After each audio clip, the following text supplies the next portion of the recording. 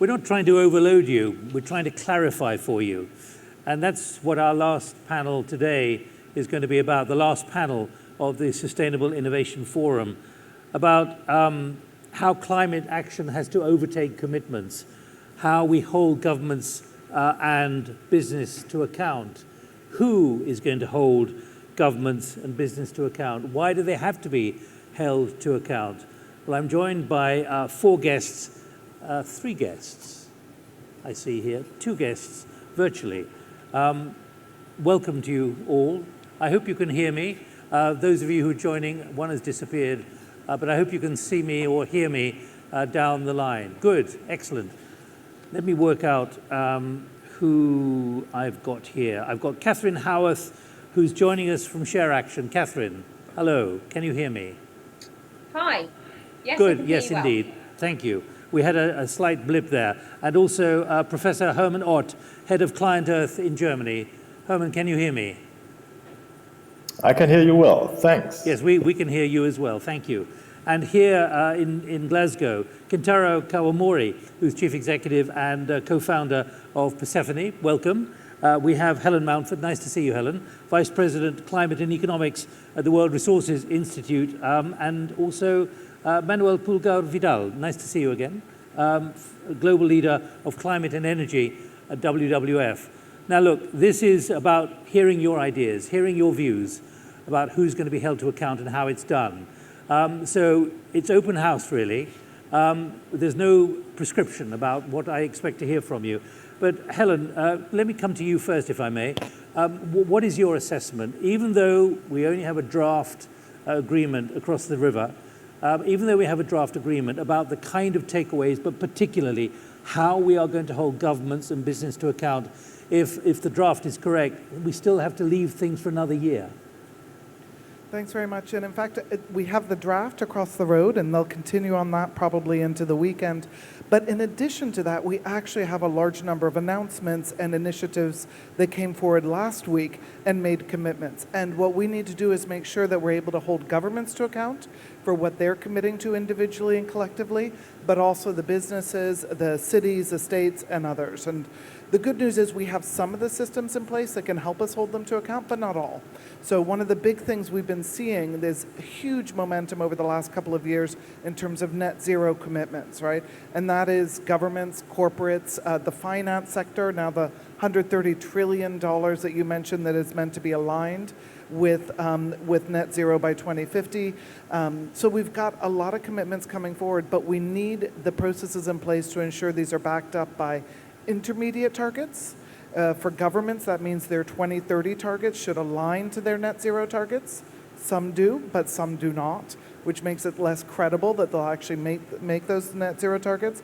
And then we need to see that they're putting the actions and policies and investments in place now to actually achieve those. So in the formal discussions, there's some ways of holding them to account, particularly the submissions each of the governments make for their 2030 targets. Those should be updated based on all the new commitments around methane, around halting and reversing forest loss, around stopping coal use and phasing out and moving away from fossil fuels.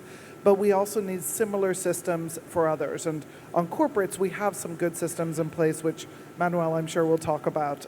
So we've got some of it there. The rest we need to put into place. But just let me press you on one thing. Of course, holding to account, or using that phrase, suggests that they might try and slide out. They might try and slide away. Or do you think we've passed that point where there's a degree of uncertainty as to whether they will stand by their commitments? I think most who are making the commitments plan to stand by them. But if they don't have intermediate targets that align, or they aren't putting in place the right policies today, it's going to be very difficult for them to reach them. So I do think what we're hearing certainly outside of the conference zone is a lot of questions and doubts about whether all of these net zero commitments will actually be achieved. And so the best way to ensure they are is to hold them to account by actually looking at what's underlying them and whether they're on the right track, and then continuing year after year to come back and hold those up to the light and make sure they're going the right direction. Well, let's go to Catherine Howarth, CEO of ShareAction. I hope you can hear everything. The air conditioning's suddenly become rather noisy here. Catherine, what's your view about holding to account? So holding to account is critical, and I think there's every reason to be quite concerned that whilst it's positive, there's all this momentum, pledging, plethora of pledges from governments and from businesses and from financial institutions. None of it is guaranteed without a huge amount of ongoing scrutiny and the exercise of the use of accountability mechanisms. Now, for governments, naturally, the natural accountability mechanism is the ballot. And all of us as citizens, every 5 years, have the opportunity to vote governments in and out. And I'm very happy to see that climate and environmental considerations have risen up and up the political agenda. Here in the UK, it's a highly pertinent issue for voters. In the business community, actually, and in the finance community, we also have votes. So every single year, corporate directors are voted in and out by the investors in those companies. The big investors, the powerful investors, are pension funds of the world, looking after millions and millions of people's retirement savings. And they exercise votes on our behalf. And actually, we need a kind of a democratic revolution in the finance and business community to ensure that businesses that enjoy and use the capital that we every month save up in a pension scheme are acting in our interests, and that the people who look after the money on our behalf, pension fund trustees, for example, and asset managers, are using powerful votes that they exercise on our behalf in our interests. And one of the areas I think we do need some reforms is around the legal duties of investors. At the moment, the legal duties of investors to act on our behalf are defined in a very narrow way as maximize investment returns, regardless of the impact on the environment and the impact on our lives of corporate behavior. And in setting up this panel discussion, one of the questions we were being asked is, what are the legal changes needed to introduce the accountability mechanisms that will hold companies and financial institutions to the pledges they've made here at the COP? And I do think we need legal reform in the investment industry to ensure that the people that exercise votes at company AGMs on our behalf use them in our interests, and that we have more voice in the investment system and can push and ensure that our pension funds act on our behalf. All right. Manuel Pulgar, what's your view? Look, it's interesting because probably to account, we have to recognize that fortunately we have agreed in a collective vision. That is a key element.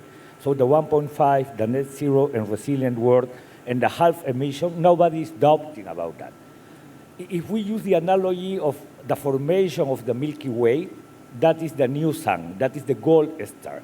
For sure, we still need to give some more content to brighten more this sun. What I am referring to, we do need to keep our attention to the Science-Based Target Initiative. That is a key element of that concept. Because SBTI, that has just released the net zero standard, is working on that. And you know what is the point?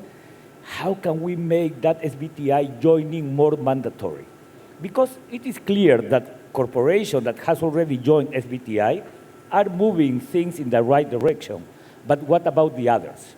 How can we bring them more closer to the SBTI? So that is the sun. But there are some gravity forces. And that gravity forces are, in the formal side, the need to keep the 1.5 alive and the ambition thing. The second gravity force, it is that we do need what are those transformations that we have to walk. Let's think on energy. We do need to be clear on the phasing out of coal. We do need to be clear on the elimination of subsidies to fossil fuels, because that are the elements related to the transition. But a third element, it is the non-state actors agenda, the Marrakesh Partnership 2.0, that can also be this gravity force that can align the orbit of the planets. And let me finish by saying, the planets. The planets are demanding something that people is demanding on the streets: clarity, accountability, transparency, and credibility. And that is key. If we think, for example, in voluntary carbon markets, though that mechanism must be framed by the integrity concept. If we are thinking in nature-based solutions, high-quality intervention based on standards and indicators are the key elements. So those are the elements. And let me add in this Milky Way, the satellites. We have to ground it domestically in subnational governments, the climate action. With them, probably we could close the ambition gap. Last phrase of this first question. Somebody told me last Saturday, I am so happy because I have felt as in Davos. No, that is a mistake. This is not Davos. This is the climate debate. And the point it is that we have to move the climate debate into Davos to produce the behavioral change that we are seeking and looking, mostly since we agreed on the Paris Agreement. It'll be interesting to see how sustainable a diminished Davos is in January, but we won't linger there, but given the way it operates. Let me go to Professor Herman Ott. I hope you were able, I've managed to actually kill the air conditioning, so if you start freezing, I apologize, but at least you can hear the discussion. So we've done a compromise. Herman, Head of Client Earth in Germany, again, I hope you were able to hear all of that. Could you just offer your view about holding to account how vital that is going to be? Well, there's a famous quote from our former Environment Minister, Klaus Töpfer, who also was the Executive Director of UNEP. And in the course of establishing a regime to control CFCs, which were about to destroy our ozone layer, he actually went to industry first, got pledges, then realized companies are not following up to their pledges. And that's when he said, okay, we need regulation? And this has worked very well. So we're seeing there are conflicting interests, of course, that managers of large companies have. And certainly the most important that they feel is responsibility towards the company, towards the shareholders. And what is needed actually is also some responsibility towards our planet. There are some indirect holding accounts, as was mentioned before, because investors do actually place climate change very highly. And it's important that this is seen as a risk if companies don't. And that's also a point where also in current law, actually managements can be held accountable as soon as the actions are actually damaging towards their company. For example, by not recognizing early enough that climate change and policies that tend to avert climate change are actually having an impact on their companies. And let me say the law has one aspect which makes it different from many other areas. It has a life on its own. Everything that's agreed, even if it is non-binding, soft law, as it's sometimes called in the legal sphere, can become binding over time. And we've just had an impressive decision by the Constitutional Court in Germany, who held that the government had a duty to protect citizens from climate change and impacts infringing upon rights, freedoms. And the court derived it from the Paris Agreement via the Constitution to the ordinary laws. And I'm sure that we are going to see, and we have already seen, similar developments in other countries. What we haven't seen yet is an international forum where this can be done. And there may be a gap, actually, that the international community must address, whether we need an international court on the environment, which can hold governments accountable, countries accountable, but also companies, and where citizens and civil society actors actually have a right to initiate proceedings. That could be one innovative element which will lead us much further than we think we are now. All right, Herman, thank you. Now, so we have 4 different ways of holding to account, judging by what all 4 of you have said. Let's get the view from Persefoni now, from Kentaro, because you look at data. You trawl for data, you create data. How much is data going to allow us to understand much more about what is being done and what is not being done? It's the most important part of holding to account at the end of the day, if you think about it, because we're talking about all of these targets and all of these pledges that are, in some cases, unrealistic to be met by the current actions and behaviors of companies that are setting them. But most importantly, they're just extremely ill-equipped to actually understand how to get to net zero. So from my perspective, data is a critical element in all of the criteria that we just talked about. To shift to enforcement and action, regulators are going to need mechanisms that are data-driven, that actually define what is a good steward and what is not a good steward from a corporate perspective. And if you think about the push from the private capital markets and public capital markets, the data that's required to hold a public company to account for ultimately what it means to set a net zero target largely doesn't exist, or it's difficult to get. And I completely agree with Manuel's statement. We have to shift to enforcement. So this event is critical in continuing to set targets and making commitments, but we've been doing that for many COPs. We have many administrations and many global leaders that have been making those commitments. But if you look at the follow-through on their enforcement agencies and their regulatory agencies, they are not providing data-driven mechanisms to enforce those things. I'm very pleased to see ShareActions represented because I believe the capital markets will be the solution to it.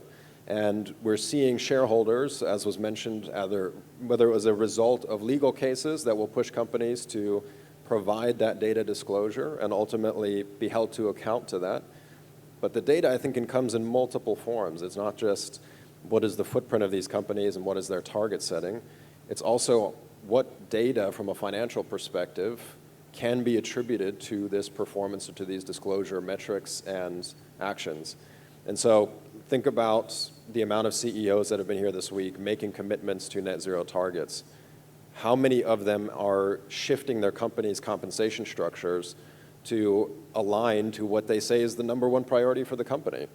They're out there talking about, we have to achieve net zero. It's the #1 objective in the company. We're going to dispatch X amount of dollars to go achieve this. But the data just doesn't back that up, and shareholders are going to hold to account companies to do that. And there's some really structural and fundamental things happening to enable that. There's a phrase which you have generated called goal washing, in addition to purpose washing, in addition to greenwashing. What do you mean by goal washing? So goal washing is the next evolution of greenwashing, and it's actually coming in multiple different forms. And so I have this conversation with CEOs all the time, especially in the energy industry. And goal washing is tacking onto these commitments, tacking onto these targets, and having a conversation with Manuel and saying, I agree, I should set a 1.5 degree target. But for them, that's 30 years out in many cases. And so goal washing is setting these targets and making these declarations with very little action or intent of actually achieving them. And it's largely a PR exercise for many of these folks. And I can't tell you how many times I've talked to CEOs of publicly traded companies that say, well, this is a 30-year problem. The next guy behind me is going to be left holding the bag. And I tell them, you are really missing the boat here. You need to be thinking about this differently. Right. Let me give you a couple of points which have already been raised from both here in Glasgow and also around the world. This from Susan Tanability. Should integrated reporting with which sustainability figures are reported at the same level of assurance as financial figures become mandatory for all listed companies? And from Theo Duna, how can we pinpoint major economies and companies who've not stepped up to climate target? Some have stayed the same and some stepped back, and call for them to update their targets. I'm just giving you an idea of what is being thought about there. Helen, do you have a reflection on that, or would you like to take forward how justified we are in being skeptical, naturally skeptical, that actually much of what is committed to simply won't be delivered or cannot be delivered, or there will be an evasion of delivery? Let me take forward the latter point. In fact, I mean, we have seen that governments have stepped up and have actually shifted the needle. I remember, I'm old enough to remember. Not all governments, though. Not all governments. Not all governments. But overall, when you look at collectively where we've moved, I'm old enough to remember the Bali COP, which is about 15 years ago or so. And at that one, we were on track for a world which was about 5 to 6 degrees warmer. We have slowly brought that down. At the time of when we went into the Paris Agreement, we were on track for a world of about 4 degrees Celsius warming. After Paris, we were on track for something like 3 degrees Celsius warming. There was updated analyses coming out yesterday, which showed that if you look at what countries have committed to in terms of not just their 2030 targets, but also their net zero targets, you're on track for somewhere around 1.8 to 1.9 degrees Celsius. I thought I saw 2.4 degrees. Well, I'll explain the 2.4, because if you actually have the 1.8 to 1.9 degrees is if you achieve both your 2030 targets and also what countries have committed to on net zero. Now, if you just look at the interim targets, the short-term 2030 targets, it's more like 2.4 degrees Celsius. So that gap between the 1.8 and the 1.9, or somewhere around that, and the 2.4 degrees is actually a credibility gap, because that is saying countries that have committed to net zero, which is in the long distant future, don't yet have enough ambition built into what they're doing in this decade to actually get there. So the 2.4 degrees is less ambitious. That's what we've got on the table with this decade, the commitments this decade. And so what we're doing is saying, okay, for all of those who have net zero targets for around mid-century, but don't yet have a 2030 target that actually aligns, that is actually credible for what you need to do to get there, those are the ones we need to focus on coming back and actually ramping those up. And that includes ones like Australia. That includes Russia and Saudi Arabia. There's a number of ones for which they've got a much milder trajectory over this century, this decade, and then are assuming there's going to be a miracle in 2031 and will actually go rapidly down. And so those are the ones we want to come back. All of the governments, even those that have set much more ambitious targets for this decade, for 2030, we need them to start putting in place the policies and actions that will get there. And some of the text that we've had out this morning actually shows the way. So, for example, there is explicit text for the first time ever here in the UNFCCC, which refers to accelerating the phase out of coal and accelerating phase out of fossil fuel subsidies. So that would help as near-term actions to get there. There's also explicit text calling on all countries to come back by 2022, by the end of 2022, with revisiting and strengthening their 2030 targets. Could they have produced something now, though? Do they have to wait for another year? Well, many of them have. I mean, we have coming into COP26, and even in this week, we've had a number of countries and governments come forward and update their 2030 targets. We had, I believe, 150 as of today that have done so. Only about 90 of those are actually strengthened and more ambitious. But we have had a number come forward, right. But there's still more that need to step up further to close that gap. And linked to that, I'd say one thing that we can't forget, which is not on track yet, is that for the developing countries, particularly for the vulnerable countries, those that they really need finance and support to be able to step up further. So one of the gaps linked to the 1.5C gap is that we need the financial support to help countries to move forward towards that. Catherine Howarth, I think I saw you nodding agreement there with Helen. Yeah, I just wanted to give a kind of nice tangible example of this gap between long-term ambition and the need for shorter-term action. We did an analysis of the 25 largest banks in Europe, looking at their climate actions and the policies in place, for example, around financing of coal, oil and gas. 20 of the 25 had set a net zero by 2050 target, but only 3 of the 25 had set credible targets for 2030 that were about, phasing out half of the carbon exposure in their portfolios. And not a single one of those banks had a kind of really detailed roadmap of exactly what it would be doing to meet the 2030 targets. So we're in this kind of moment, all of us, where everyone's got that they need to be on the train, and everyone's come around to the 1.5 degrees goal, which is huge progress, even on 6 years ago. But now there's this massive need to set credible short-term targets. And in the case of the banks, what I'm pleased to say is that the biggest shareholders in banks, which are generally large asset managers and pension funds, are gearing up to give the directors of those banks a tough ride if they don't produce the credible short-term plans that back up their 2050 goals. So I think that phrase goal washing is incredibly pertinent. And I think all of us have a role to play. Each of us, if you have a pension fund, be in touch with that pension fund to ask what their voting policy is for not just banks, but cement companies, steel companies, obviously oil and gas. All of us collectively need to be part of a huge movement to hold accountable the high carbon emitters and the players that finance them. There's a question here, Herman, from Effie Chiente, talking about the law. There's been a lot of word this past fortnight and not enough action. There's a huge gap between the actual stuff that's happening, the financing and the pledges. Do we need changes in international law to make this happen? Do you have a strong view on that, or is the legal framework we have, the regulatory framework, adequate for the enormity of what has to be confronted? Well, I think everybody who's involved in international institution building and international law would agree that the present structure, the present infrastructure, the institutions that we have are not matching up to the task.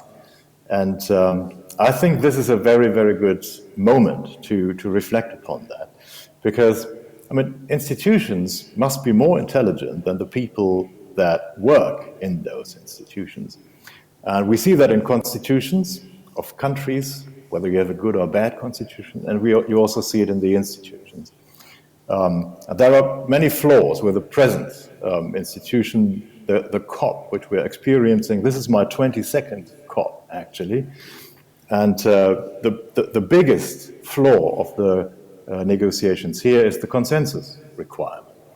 And that's something, I mean, you can't expect 200 people, 200 nations, and some of them actually making their living from selling fossil fuels to agree to everything that would be effective. So it's very important can I to press see. You on the one, Can I just press yes. you on the one issue of international law changing? Yes, I'm very sure, and we're seeing it. I mean, the law is progressing at its own pace, and we are seeing national courts now interpreting international law, and we are also seeing that the Paris Agreement, which was meant not to be binding in terms of what the countries are pledging to do, that this is being interpreted differently by the courts. Because, I mean, talk is not just talk in international law. Actually, it can harden into something like a law. And we've seen a Dutch court, for example, telling Shell that they have got to reduce their emissions. And this is one moment where actually we see that governments are being held accountable by the courts, and we are going to see more of them. And managers should know. Of course, Shell have given notice they're going to appeal that case. Let me pick up with WWF. When you look at what is on the agenda here, Manuel, what is your view about where this will go, particularly when it comes to things like the Shell case, the Chevron case, the German Constitutional Court case as well? Do you believe, I mean, you and WWF have been in this area for so long, that this in its own way will act as a constraint and a force to make sure there's, if you like, obedience to the commitment? Look, this seems to be a great discussion in between an economist, a lawyer, and a judge. and by the end, we have to decide. This is a question for you, for the actor. What do you prefer? to have the correct incentive to change your behavior, or you are expecting to have mandatory rules and regulation globally or domestically, or are you expecting a resolution by a court? Up to us. Finally, up to us. I am a believer of the process. Let me say, and I am a lawyer by training, let me say. But look, I went to Rio 92. We got in Rio 92 the Rio Declaration, with beautiful principles. Most of those principles have been already included in constitutions around the world, non-legally binding. We used to have the discussion legally binding or non-legally binding of Paris. Finally, it was a non-legally binding, and it is working well. The point is that we have to be careful on make a good and accurate use of the mechanism. As much as we act bad, as worse for the actors, because that could happen. It is true. It could be that it should be through the court that we can get decisions strongly imposed, mandatory, as it happened with Germany or the case of Shell, no? Because they hadn't shown good and accurate targets. So it's up to us. What do we want on this process? Do we want to have those mandatory rules? Do we think that we do need to have some kind of UN body adopting sanctions for us? Or we are able to understand that in this process, who is going to sanction us, it is the economy and the consumers. That's my point. You ask, what do we want? Isn't that clear? Isn't that clear? We know what we want. We know what the public want. We know what the next generation want. Isn't there absolute clarity now? It is clear on what do we want. What it is not enough clear, it is on how to get there. And why? Because we are still in this gradual process in adopting with clarity what does it mean, the net zero, and how to address it. To give a clear signal that that means to work within your value chain, to address the scope 1, 2, and 3 before of thinking in voluntary carbon markets, in nature-based solutions, or some other alternative mechanism. That is what people is seeking and demanding. We are in the time in which we are, after more than 20 years of carbon markets, we are demanding integrity. And that means, in relation to the supply side, that we do need to work with governments to connect the carbon market with their own NDCs obligation. And in the supply and in the demand side, we do need to demand SBTI as a condition to have any actor entering into the voluntary carbon market. So we have clarity on what we are moving to, but not enough clarity on that content. And that is what I think we can still continue developing. That is our task. I am personally in the SBTI board, in the voluntary carbon market integrity initiative, and in the nature-based solutions international committee.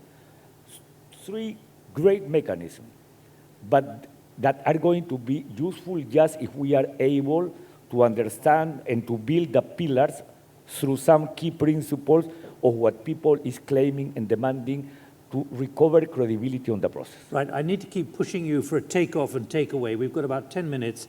A specific question here for Persefoni. Does Persefoni's data show when companies are greenwashing or gold washing? Who can access this information? Is it politically available, publicly available? Can it help us understand what financial institutions or companies we should be avoiding? Our data can absolutely show when companies are looking to greenwash. Is it publicly available? It is not publicly available. There's data sovereignty issues with ownership and those sorts of things, especially here I guess now the former EU, thanks to legislation like GDPR. However, what we do find is that most companies do want to disclose their footprint. So CDP is a great example. 60% of the 12,000 companies that disclose to CDP do choose to share their data. As it pertains to greenwashing, I started this company 2 years ago.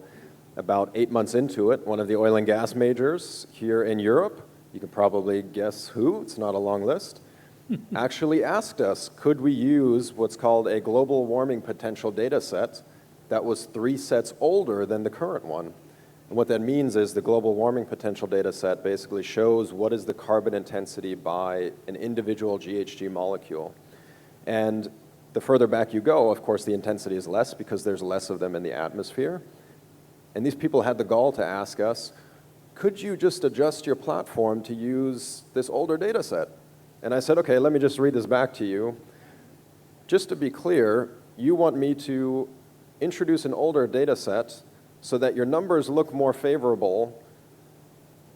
Am I getting this right? And they said, no, of course not. It's because we have so many data issues. We must use an older data set so that it's comparable to what we've done in the past. So yes, we can see that. We have declined business with many companies that have attempted to use it. You will see more behavior like that. In the future, we certainly encourage our clients and our customers to be very transparent with their data, whether it's through frameworks like CDP. Some you'll see choose to disclose it publicly, on their websites and those sorts of things. That's where a lot of the points being made about consumer pressure, investor pressure come into play. They will disclose those things if the pressure is there after they've undertaken those actions. But yeah, certainly the bad behavior persists. It's just evolving, and I don't expect that to change anytime soon. All right, we've got about 5 minutes to run, so keep your answers short on this. This from Thomas Guerro. What are the panel's thought on divestment? Should the largest shareholders of fossil fuels be divesting, or should they be encouraging and forcing change? It's scary to think that these companies might not be held accountable, but even scarier to think that they continue to be rewarded for their actions. And there was an intervention yesterday in the neighboring room from a significant banking figure who suggested that there's still a lot of money to be made from hydrocarbons. Helen. Definitely the first thing to be doing is trying to engage and get them to shift. I think we may now be actually passing the point where engagement can still work for some of these companies, and at which point you need to be divesting from fossil fuels. What we've seen here this last week was a number of governments saying that they are going to stop investing in oil and gas. We have the Beyond Oil and Gas Alliance. Those are governments saying that they're no longer going to be exploiting and developing oil and gas. And we've seen a number who are saying that they're going to shift away from international finance related to all fossil fuels. So we are now at a point where I think we're seeing the movement away from all fossil fuels. And so investors should be thinking hard if they want to continue to invest in a company that is making that kind of development. Beyond that, I do think 2 points here that are really, really important are about making mandatory disclosure. So it's not just the data, it's actually mandatory disclosure of the data around what companies are doing and what the finance sector are doing. And as Manuel said, setting mandatory targets, having companies be mandatory on targets for net zero. That's the next step of where we need to go so that we all understand what they're doing and that they're setting robust, rigorous, and publicly disclosed targets and pathways. Catherine, will divestment do a lot of the accounting that we've been discussing because of the nature of divestment? Divestment does have a role to play. I think it needs to be done loudly and in a coordinated way. But if you are making no progress in pushing a company's management to develop and publish and act on a serious, credible transition plan, then you shouldn't hold that company in your portfolio. And I'm pleased to see, actually, that a number of very big European and US and Asian investors are becoming more aggressive with their divestment strategies. But we don't just need more aggression on the divestment, we actually need a lot more tough action on the part of those that do engagement. So I mentioned at the beginning that investors have votes on the directors that sit on the boards of companies, and far too few investors have actually used the votes they've got to vote down the directors of companies who are failing to produce a transition plan, who are failing to produce the appropriate disclosures. So there's actually a lot of tools in the toolbox that investors have got, and they're actually, for the large part, failing to use some of the great tools they've got, like voting directors off boards. Because I can tell you, when directors experience at the annual general meeting of their company that large investors, let's say a BlackRock, who's the biggest investor in most companies around the world, has voted against you as a director, it really focuses minds. So I think there's a lot more we could be doing to use the power and tools that shareholders have got to send the signals in a really urgent way that unless boards and companies produce credible transition plans, then we will be divesting your company. So give tough engagement a few years, and if you don't get the results, I think we should see mass divestment from some of the companies that are just apparently completely unwilling to get on the train and on the journey. Thank you, Catherine. Manuel, the power of divestment, is that going to be critical as sending signals in the way that Catherine has just talked about? Could you all be brief, please? Yeah, very brief. For sure, yes. And let me say a couple of things. Helen referred to the good reference in the current draft, and we hope that it could be kept, of the phase out of coal and elimination of subsidies to fossil fuels. And that is a good political signal. That would be a good political signal. Let me add something that I hope that we can develop soon, science-based targets for finance. Because for years we have, by mistake, we have been thinking that climate finance, it is about money flow. It is for sure important, but it is more than that. Transparency and disclosure and alignment of portfolios. That is a key element, how to align portfolios, and through the financial sector, we can promote that phasing out. Herman, divestment, quickly if you can, please. Yes, that's certainly an extremely good tool, but we've been hearing about that for more than 20 years now, and it's not happening as long as there's money to be made in fossil fuels. But we're talking about accountability, and what's happening, we have brought a complaint, for example, against BP because of greenwashing. They were portraying themselves as the renewable energy company. And they withdrew their campaign after 3 months. And we've opened the greenwashing files. What's the latest hype is net zero fossil fuels. Some oil companies are using this. And I think everyone in business, finance, who is interested in being credible and keeping the trust of the people must assure that no company is making any false claims like that. And we are checking what can be done also legally to work against these false claims of greenwashing. So, final thought, Kentaro, is your data going to reinforce exactly what Herman and everyone else has just been saying? In other words, you will produce data which will reinforce the need to divest or expose the fact that things are being done which they believe they can get away with? I actually believe divestment is an asinine proposition because let me give you a parallel example. If, as an American citizen, I believed that the Trump administration was bigoted and racist, and I went around talking about that I was against racism and told all of my friends and told the world that we should be an equal society, and then my friends asked me, well, how did you vote? Did you vote for the Trump administration or did you vote for change? And I told them, I won't vote. Then that is tantamount to being a party to that. To Catherine's point, institutional investors specifically need to use their voice, need to use their influence, and I would argue most especially in the companies that are not changing, to vote for change. 2016, 3% of shareholders voted for BP to disclose their climate disclosures. Take a look what's happened over the years and how much that has incrementally popped up. If the 3% of institutional investors divested that voted yes in 2016, they would not have been the catalyst for change at scale. So I think divestment is a coward's way out. Activism and holding these companies accountable with the voice they've been given is a privilege that should not be squandered. Institutional investors should vote for change. They should not divest. They should push for aggressive change and reformation. Well, a final thought here from Mark Hetz, Senior Consultant for Environ2. He's asking a question, but he's concerned that in 5 years' time, we will still be talking and the accusation will be not enough acting.